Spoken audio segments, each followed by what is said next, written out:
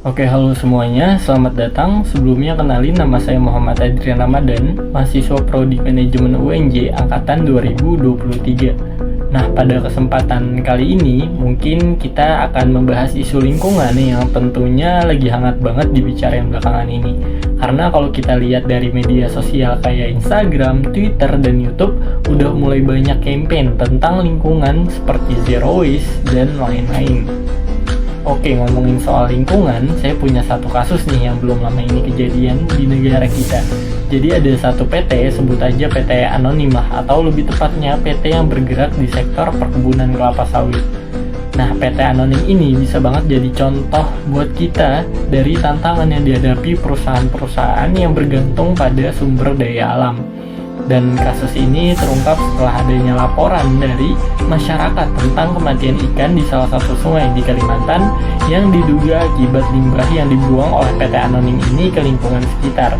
Jadi selain merusak ekosistem air, limbah juga akan mencemari air sungai yang biasanya digunakan oleh masyarakat sekitar untuk berbagai kebutuhan mereka.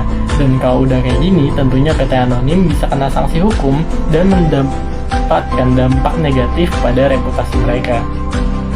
Dan kalau kita lihat kasus ini dari sudut pandang filosofis, bisnis seharusnya tidak hanya mengejar keuntungan semata, tetapi juga harus mempertimbangkan kelestarian lingkungan.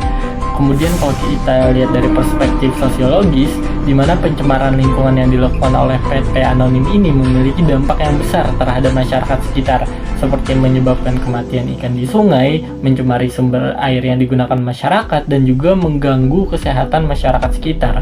Dan kalau kita lihat dari perspektif yuridis, yang tercantum di Undang-Undang Nomor 32 Tahun 2009 tentang perlindungan dan pengelolaan lingkungan hidup yang mengatur sanksi tegas bagi perusahaan yang mencemari lingkungan.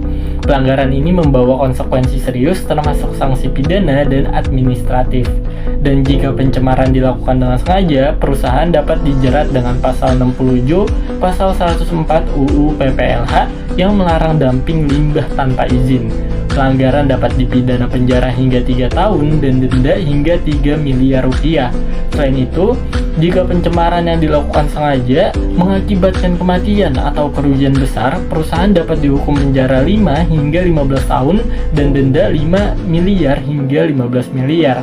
Dan jika pencemaran terjadi karena kelalaian, hukuman dapat berupa penjara 3 hingga 9 tahun dan denda 3 hingga 9 miliar. Nah, agar kita sebagai pelaku bisnis tidak melanggar peraturan ini, kita bisa menerapkan konsep triple bottom line yang merupakan kerangka kerja untuk bisnis berkelanjutan. TBL ini terdiri dari 3 elemen utama: profit, keuntungan, people, masyarakat, dan juga planet atau lingkungan. Kemudian ada penelitian yang terkait dengan kasus ini, yaitu penelitian World Bank tahun 2018. Jadi kesimpulan dari penelitian tersebut adalah bisnis yang ramah lingkungan cenderung lebih sukses dalam jangka panjang karena mendapatkan kepercayaan lebih besar dari investor dan juga konsumen yang berujung pada peningkatan loyalitas dan juga investasi. Dan gimana sih solusinya agar perusahaan atau bisnis kita bisa tetap mendapatkan keuntungan maksimal dan tentunya tidak melanggar peraturan dan hukum yang berlaku? Yang pertama yaitu dengan teknologi ramah lingkungan, misalnya seperti penggunaan energi terbarukan dan juga sistem daur ulang yang modern.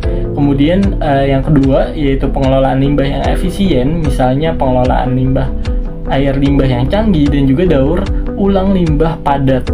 Contohnya PT Anonim ini dapat mengadopsi teknologi pengolahan limbah yang lebih baik untuk mencegah pencemaran seperti yang terjadi di sungai tersebut. Kemudian selain itu, penegakan hukum oleh pemerintah juga sangat penting.